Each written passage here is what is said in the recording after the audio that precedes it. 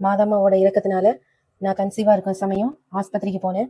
அங்க doctor check பண்ணிட்டு thyroid இருக்குது, அது குழந்தைக்கு நல்லதில்லைன்னு சொன்னாங்க. நான் ரிப்போர்ட்டோட பாத்திமா மாதம்மா கெபியில வந்து அழுது வேண்டிக்கிட்டேன். திரும்ப தைராய்டு டெஸ்ட் எடுக்கும்போது மாதம்மா அதை எனக்கு நார்மலா மாத்தி கொடுத்தாங்க.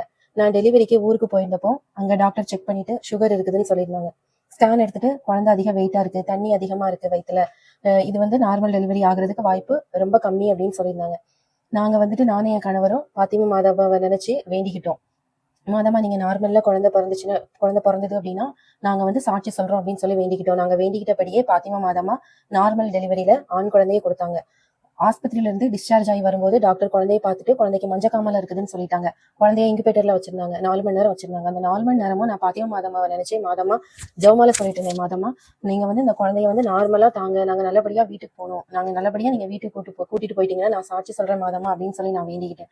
திரும்பவும் ஆஸ்பத்திரிக்கு போய் செக் பண்ணி பார்க்கும்போது இவனுக்கு மஞ்சக்காமல இல்ல அப்படின்னு சொல்லி நார்மலா மாதமா வந்து என்னையும் குழந்தையும் ஆசீர்வதிச்சு நல்ல சுகத்தை தந்தாங்க. எங்களுக்கு சுகத்தை தந்த மாதமாவுக்கு கோடான கோடி நன்றி.